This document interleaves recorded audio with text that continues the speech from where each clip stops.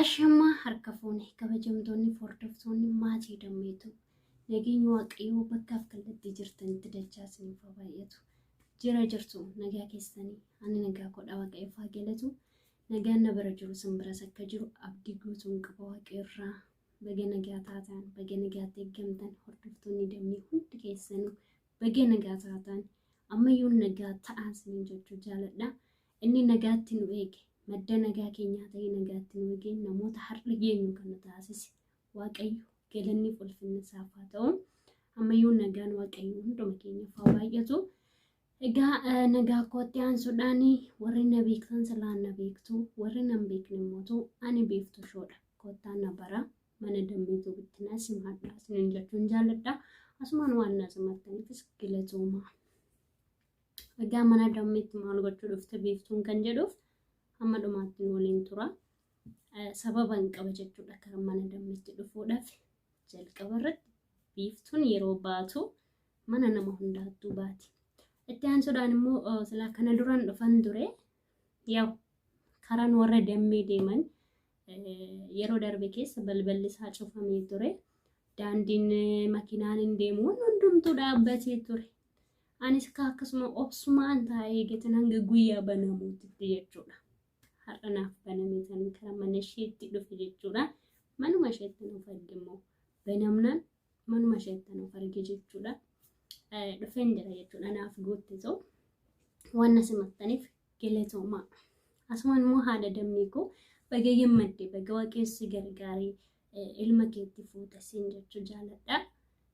Ilmatti fuutee jirti natti fakkaata akkas natti fakkaata silaa sargii dhumarrattan argama jedhee tanan karaan sun natti cufame kan maalan godhare.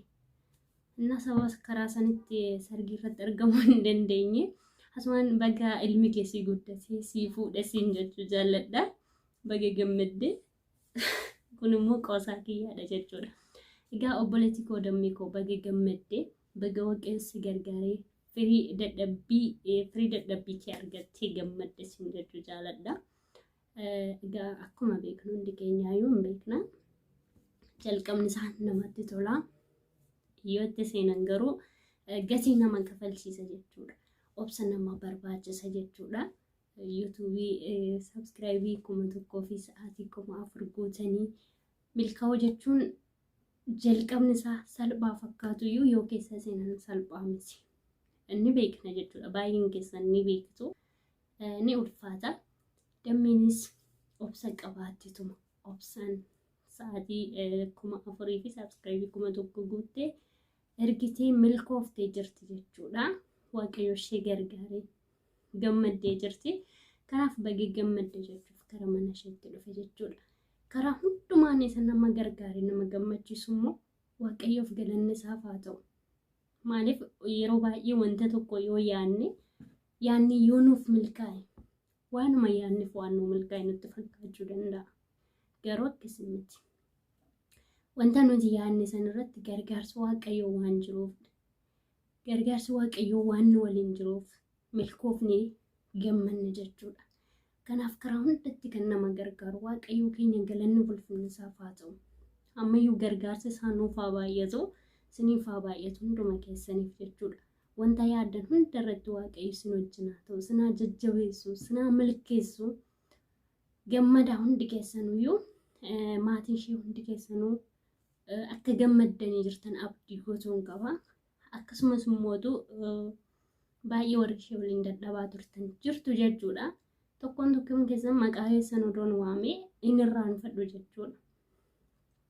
Anaaf kuni waan ta'e wayiidha. Gruppii keenya keessatti ijoollee baay'eetu milkaa'ee jira jechuudha. Ijoolleen achi keessa jiran akkuma kana durallee dubbadheen jira. Baay'ee namatti ijoollee namatti tolanidha. Demmoo wanta namatti tolu irra caala wanti nama gammachiisu hundi isaaniitu milkaa'anii jiru jechuudha. Waaqayyoof haa galatu kun baay'ee nama gammachiisa. Dadhabbiin keessa lafa hin banne, dadhabbiin keenya lafa hin banne. Yoo firii isaa argine gammannee jirra. Baga gammaddanis jechuun jaaladha hundi keessanuyyuu. Warra ishee gargaaraa turtan hundi keessanuu galatoomaa galata guddaa qabdu waaqayyoo gaditti. Gargaarsi isheen ni bante malee wanti isheen asiin geessu tokko yoo hin jiru jechuudha. Namni tokko yuutuubii yeroo banu kophaa isaatti wanta tokko eessumayyuu hin ga'u. Wal bira dhaabbannee tokkummaadhaan hojjannee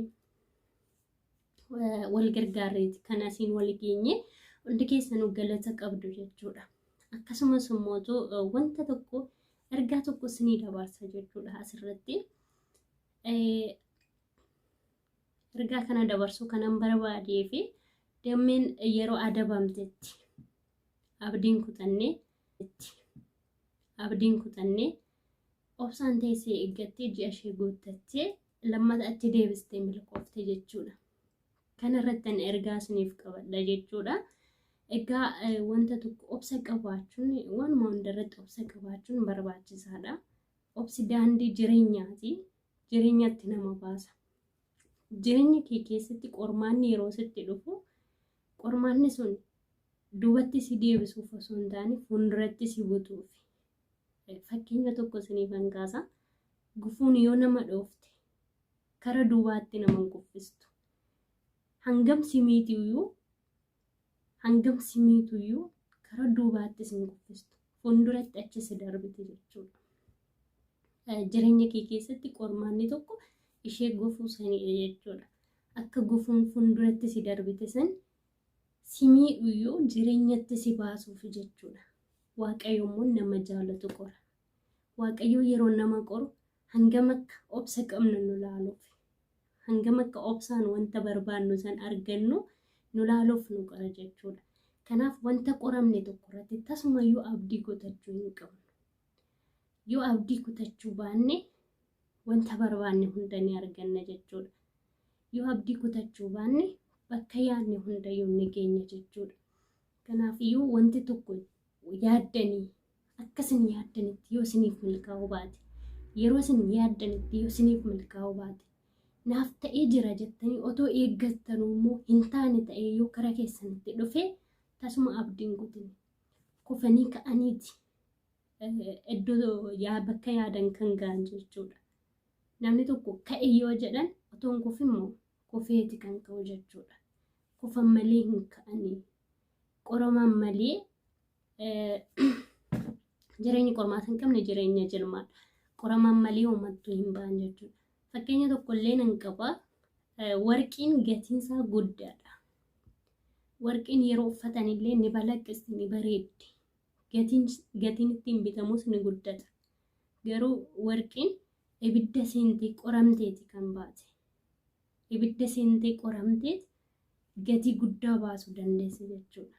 Kanaafiyyuu jireenya keessan keessatti qormaanni isinitti dhufu kamiyyuu gatii guddaa baastanii qabdanii akkasin baataniif malee akkasin kuftanii haftaniif miti. Akkasin duubatti deebitanii haftaniif miti.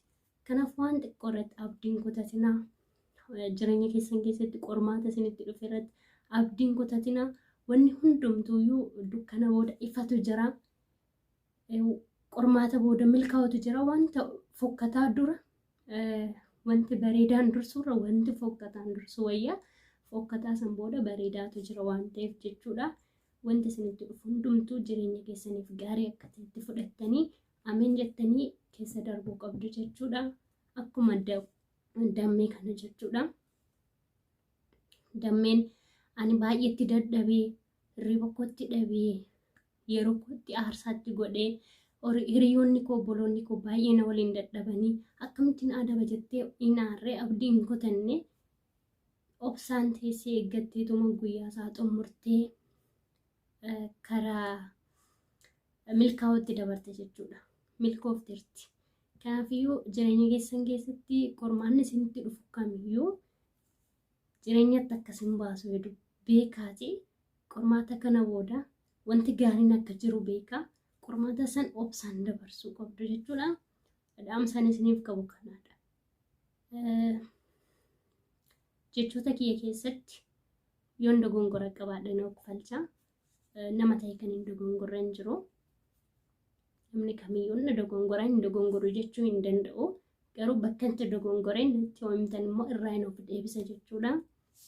Amma dhumaattis waan waliin turtaniif galatooma. Mana dammeettis waan simattaniif galatooma. obboloota koo warri milkoofni illee milikaa warri duuba jirtan illee jabaadhaa isiniin jechuun jaaladha. Warri milkooftanis baga gammaddanii hojii gaarii isiniif haa ta'u. Dammee ka'uusiif illee hojii gaarii siif haa ta'u. Bakka jirtanitti nagaa argadhaa. Waaqayyo isin haa eebbisu.